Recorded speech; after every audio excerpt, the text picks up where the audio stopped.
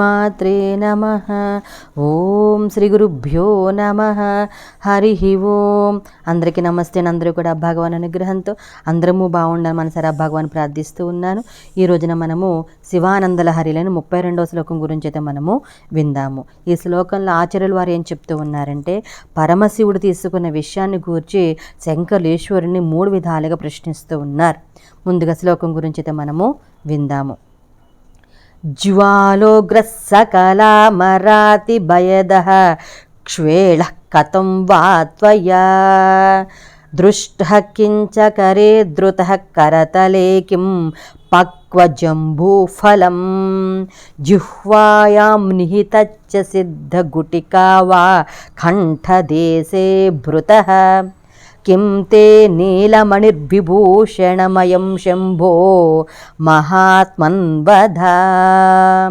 ఇది శ్లోకం అన్నమాట. ఈ శ్లోకానికి పదవిభాగం ఏ విధంగా చేసుకోవాలంటే, జ్వాలోగ్రహ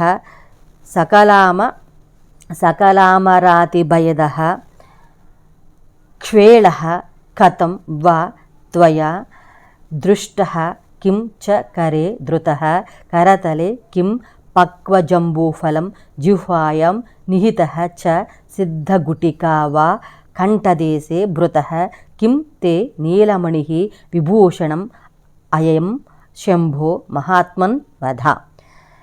టీకా గురించి అయితే మనము విందాము. హే మహాత్మన్, సర్వజ్ఞుడవైన ఓ ఈశ్వర, జ్వాలోగ్రహ, జ్వాల ప్లస్ ఉగ్రహ, జ్వాల మంటల చేతను, ఉగ్రహ భయంకరమైనది, సకలామరాతి భయదః సకల సమస్తమైనట్టి అమర దేవతలకును, భయదః మిక్కిలి భయంకరమైనది అయిన, క్షేళః విషము, త్వయా నీ చేత, కథం వా ఎట్లుగా, దృష్టః చూపబడినది, కించ అంతేకాక, కర్రేచ అస్తమునందును, ధృతః ధరింపబడినది, చేతితో ముట్టుకోబడింది అని అర్థం. అతః అందువల్ల, పక్వజంబూఫలం కిమ్ పక్వ పండిన, జంబూఫలం నేరేడు పండ ఏమి, జుహాయాం నాలుక యందు, నిహితః ప్లస్ ఇచ్చ ఉంచబడింది, అతః అందువల్ల, సిద్ధగుటిక సకల సిద్ధికారిణి అయిన ఔషధ గుటికయ ఏమి, కంఠదేశే కంఠప్రదేశమందు, భృతశ్చ భరింపబడింది, అయం ఈ కాలకోట విషము, తే నీకు, భూషణం అలంకారమైన, నీలమణి కిం నీలరత్నమ ఏమి, వధ చెప్పుము అని టీకాలో చెప్తూ ఉన్నారు. తర్వాత మనము తాత్పర్యం గురించి విందాం.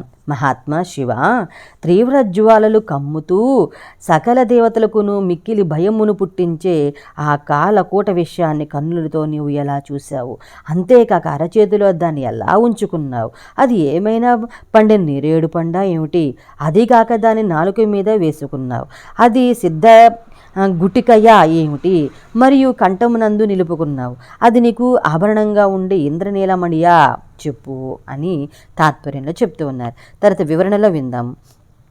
ఈశ్వరుడు దేవతల ప్రార్థనపై కాలకోట విషయాన్ని తన కంఠంలో చిన్న సిద్ధగుటికల తన కంఠ వద్ద దాని కంఠం వద్ద దాన్ని నిలుపుకున్నారు. లోకాన్ని దగ్ధం చేయగల ఆ విషము శివుని ఏమీ చేయలేకపోయింది. అంతేకాక స్ఫటికంలా తెల్లనైన వన్నెగల ఆ శివుని కంఠంలో ఇంద్రనీలమణిల ఆవరణంగా అది ప్రకాశించింది. అందువలనే ఈశ్వరుడు నీలకంఠుడని ప్రఖ్యాతి వహించాడు. నీలకంఠాయ మృత్యుంజయాయ సర్వేశ్వరాయ సదాశివాయ శ్రీమన్మహాదేవాయ నమః అని వేదము ఈశ్వరుని ప్రస్తుతించింది. శివుడు కాలకోట విషయాన్ని రసగుటికల మింగాడని శ్రీనాథ కవి కూడా తన భీమేశ్వర పురాణంలో చెప్పి ఉన్నాడనమాట. ఈశ్వరుడు తీవ్రమైన విషయాన్ని సర్పమును కడియంగా ధరించిన తన చేతితో పట్టుకుని గుటికాయోగంలో నేర్పరి అయిన సిద్ధుడు రసగుళికను మృంగినట్లుగా ఆ విషయాన్ని గుటుక్కున మృంగాడు. విషయాన్ని నేరేడు పండుతో పోల్చడం అన్న పోలికను కూడా శంకరుల నుండి ఇతర కవులు కూడా గ్రహించారు. ఈశ్వరుడు విషయాన్ని మింగడం మహాసాహస కృత్యము. అసలు ఆ విషం దగ్గర ఎదురుగా నిలబడమే కష్టం. అటువంటి శివుడు దాన్ని ఎదురుగా నిలిచి ఆ విషయాన్ని చేతిలోకి తీసుకోవడం, దాన్ని మింగడమే కాకుండా కంఠం వద్ద దాన్ని నిలిపి ఉంచడం జరిగింది. కానీ ఆ విషము శివుడిని ఏమీ చేయలేకపోయింది. పైగా ఆయన కంఠం ఇంద్రనీలమణమని ఆభరణంగా ధరించినట్లు వన్నెలు చిందించింది. ఆ అద్భుత దృశ్యాన్ని చూచి దేవతలు ఈశ్వరుని నీలకంఠ మృత్యుంజయ అంటూ కీర్తించారు. శివుడు విషం తీసుకున్న ఆయనకు మృత్యువు రాకపోవడానికి కారణము పార్వతీమాత ధరించిన తాటంకముల మహిమయని శంకరులు సౌందర్యలహరిలో చెప్పారు.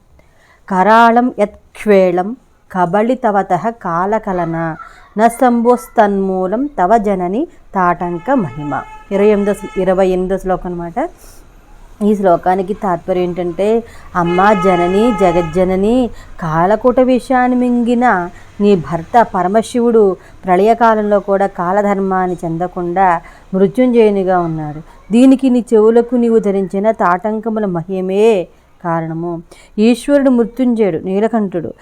అల్పాత్ములు అనుక్షణం చస్తూ ఉంటారు. మహాత్ముడైన పరమేశ్వరుడు మాత్రం మృత్యువునకు మృత్యువై అలరారుతూ ఉంటాడు. శ్లోకం విన్నాం కదా, 32వ శ్లోకము. ఆ శ్లోకానికి ప్రతి లైన్కి కూడా అర్థమైతే మనము విందాము. జ్వాలోగ్ర సకలామలరాతి భయదః క్షేళః కథం వా త్వయా దృష్టః. జ్వాలోగ్ర సకలామరాతి భయదః క్షేళః కథం వా త్వయా దృష్టః. క్షేళః అనగా కాలకోట విషము. ఆ విషము జ్వాలోగ్రహ అనగా మంటలతో భయంకరంగా ఉన్నదట. సకలామరాతి భయదః అనగా ఆ విషయము సమస్తమైన దేవతలకు చాలా భయాన్ని కలిగించేదట. అటువంటి విషయాన్ని కథంవ అనగా ఏ విధంగా, త్వయ అనగా నీ చేత, దృష్ట అనగా చూపబడింది అని ప్రశ్న. మంటలు మండుతూ భయంకరమైన సమస్త దేవతలకు భయాన్ని కలిగించే విషమును నీవు ఎలా చూడగలిగావు అని శంకరులు శివుని ప్రశ్నించారు. రెండోదైతే విన్నాం. కిం చరేద్రుత కరతలే నిహితచ్చ. కించ అనగా అంతేకాకుండా ఆ విషం కరేద్రుత అనగా చేతిలో పట్టుకోబడింది, అది ఎలా సాధ్యమైంది అని ప్రశ్న.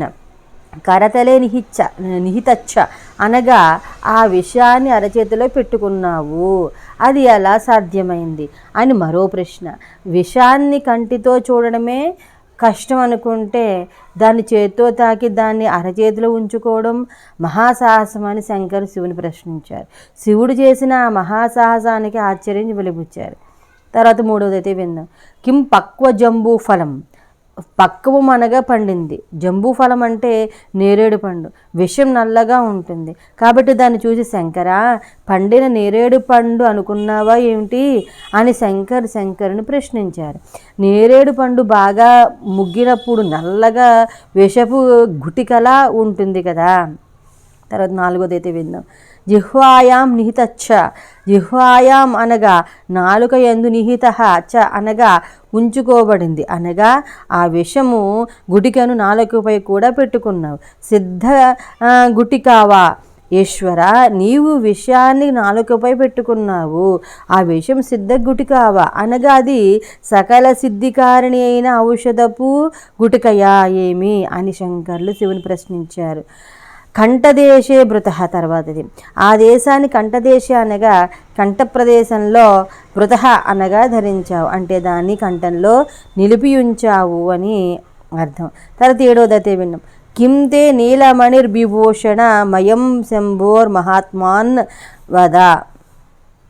కిం తే నీలమణిర్విభూషణ మయం శంభో మహాత్మన్ వద. శంభు అన్నది సంబోధన.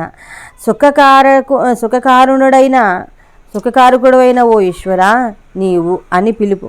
మహాత్మన్ అనగా ఓ మహాత్మా శివ అని పిలుపు. అయం అనగా ఆ కాలకోట విషంతే అనగా నీకు విభూషణం అనగా అలంకారమైన నీలమణి. కిం అనగా ఇంద్రనీలమణియా ఏమి అని ప్రశ్న. వధ అనగా చెప్పు అని శంకర ప్రార్థన. ఓ శంభు మహాత్మా, ఆ విషయం నీవు అలంకారంగా ధరించే ఇంద్రనీలమణి అనుకున్నావా ఏమిటి అని శంకర శివుని ప్రశ్నించారు. కాలకోట విషయం నల్లగా ఉంటుంది కాబట్టి దాన్ని చూచి ఇంద్రనీలమణి అనుకుని కంఠాన్ని అలంకారంగా ధరించావా ఏమి అని ఈశ్వరుని శంకర్లు ప్రశ్నించారు. తర్వాత మనము 33వ శ్లోకం గురించి అయితే విందాము. అంతవరకు స్వస్తి. హర హర మహాదేవ శంభో శంకర.